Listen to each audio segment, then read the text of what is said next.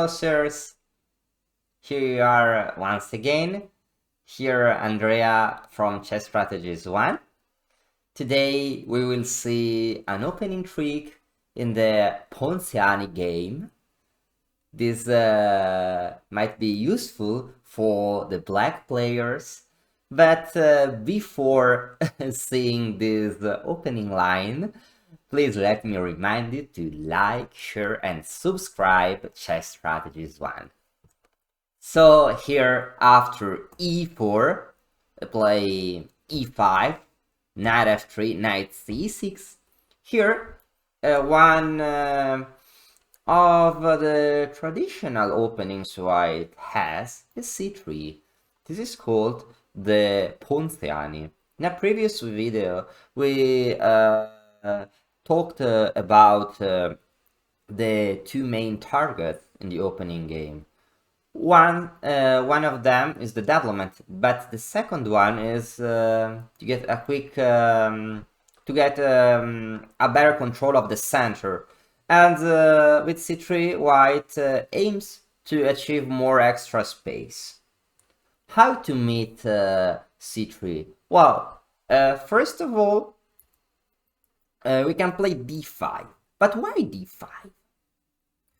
Well, you know that there are some openings like the Scandinavian defense that are not so good, because after e takes, queen takes, then white develops the knight with tempo, attacking the queen.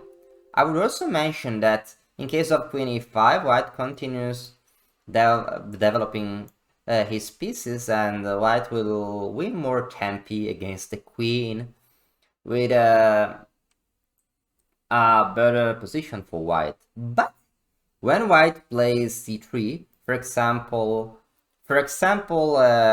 in the Sicilian Alapin,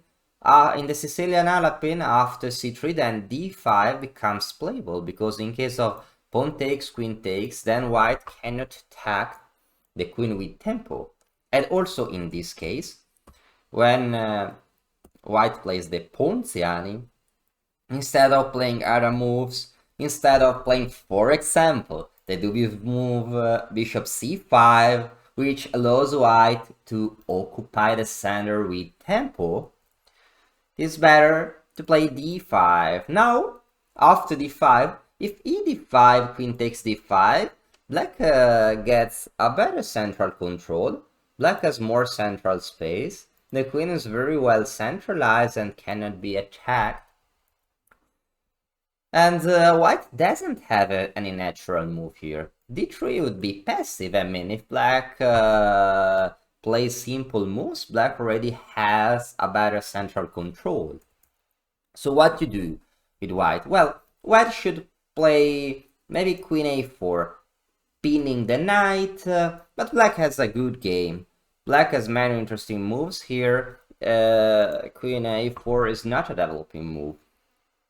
Black can play in many different ways, even f6. It's even interesting to create an X-ray attack. It's tricky. But yes, queen a4 is good, but the most traditional move in this position, the classical move, is bishop b5. This is a move you might face also in some online blitz or bullet games, when white wants to surprise you. But here, black is fine.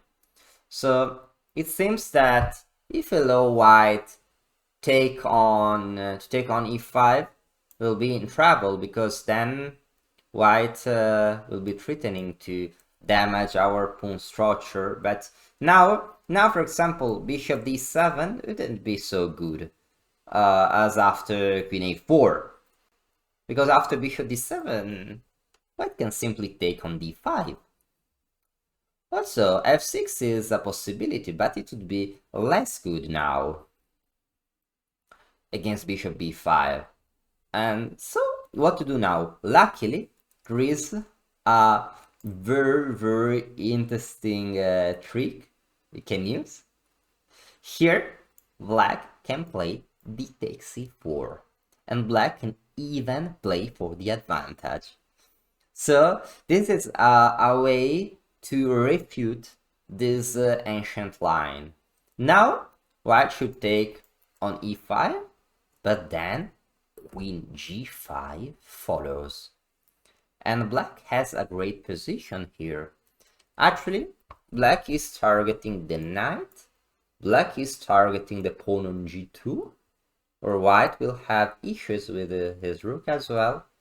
The bishop on b5 is suffering an X-ray attack as well. And it's very difficult to play here with white. I should mention that we wouldn't expect that black can play this counter-attacking move when white can start taking on c6. But if white plays, for example, knight takes c6, black can take on b5, and black simply has a better position.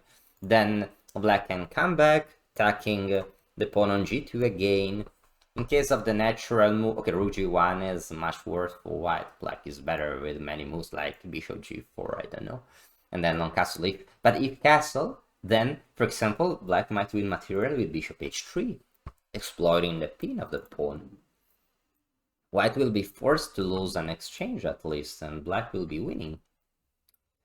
So, the best attempt for white is to try to play bishop takes, check, and then queen a4, or queen a4 immediately. Let's see what happens. Because now, if you take on e5, then after bishop takes, b takes, queen takes e6, probably white takes the rook, because now there is an annoying double attack, and black wouldn't have enough compensation for the material lost. But instead of taking the knight, black can just ignore white's ideas and continue his attack. Now the rook is threatened. Of course, white can take first, and b takes c6, queen takes c6. And now it seems a critical position for black, because if you see this position without analyzing deeply, you might be afraid. Why to be worried here? Well, first of all, white has an extra piece. Second, the king is under attack. There is a double attack. If the king goes to e7, white can take the rook or continue the attack. If the king goes to d8, it is possible to take the rook or take f7, or move the rook, keeping the threats. But it might seem unbelievable that black is winning in all these variations. Let's see why. Well, first of all, let's see what happens if white takes rook on h8. Then black answers with king e7. Now the knight is attacked. If the rook is attacked as well, in case of knight takes h8, then black is winning. There is a funny checkmate. Queen f3, king d4. Now we can continue with queen d3. Now it's amazing that in case of king c5, black gives checkmate with a king's move, discovery attack, and the white king is captured. It's funny. If white plays rook f1, then we can take, or we can even start with bishop h3 also, and white is in very big troubles. Okay, we can even take first and then play bishop h3, and white is in big troubles as well. Now let's see what happens after rook f1. So we go bishop h3. After knight f7, king e7. So white takes the rook with check. It's true that this rook is under attack, but this is check. But anyway, despite this, black is winning. Now white might give a check, but okay, then after this, the checks will end one day. So white can try to escape. Queen takes f1, king c2, and now the material is equal. And it seems that the game is double-edged. Anyway, black is winning. This is totally winning. Actually, from, I would say that more or less from the fourth move, you can win more or less by force. Or you can at least get a very, very big advantage. After de4, knight takes e5, queen g5, queen e4. Let's see a game which was played in the Hungarian Chess Championship in 2005. Now this game continued with this variation, the variation we were seeing before. Yes, this game was played between two players with more or less 2,350 rating points, Xonka against Vujocevic, and here black continued with bishop f5, creating an X-ray attack against the white king. Now, in case of knight c6, the black king escapes. And it's true that white can try to take a fate or give more checks, but white's effort won't be useful. Now, after king takes, black is a very, very strong attack. For example, black might continue with e3. Now d3 does not help. In case of queen b3, yes, white is in big troubles. For example, okay, why not to crown the pawn?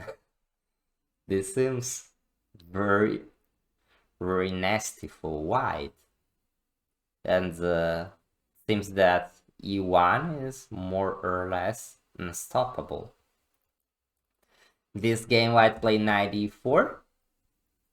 Black continue with queen d3 check, king b3. Now it's funny that both king are in awkward squares, but white pieces are not active enough to create problems against the black king. White played a4. Black continue with bishop g4. Maybe there are some ideas with bishop d1 or c5. Driving away the knight with the idea to go to e6. White play king a2, c5, knight b3, and bishop e6. White is in big troubles already. White played knight a3, knight d5. Now white played rook b1. It was not possible to activate the bishop and the rook. Knight b4 check. Now after cb, queen takes b3, king a1, and queen a2 is winning. After king a1, black played knight c2 check. If knight takes, queen takes, then there are problems protecting this knight. It seems that white can take on c5, but then we take. It's true, white can take the rook, but then checkmate, and the king is trapped. The game is over. And after king a2, black took. Pawn takes, queen c2, and white resigned because then black has a decisive attack and a decisive material advantage. So this was just a game, but it's very tricky that against the Ponziani we can play d5 and you are not afraid of the absolute pin after bishop b5. You can ignore it. You can even continue counter-attacking, and even if we reach a position where we are a piece down and white can go for our both rooks, black is totally winning. So I really hope you will have the opportunity to win some games with this opening trick, and I hope to see you the next time. Bye bye.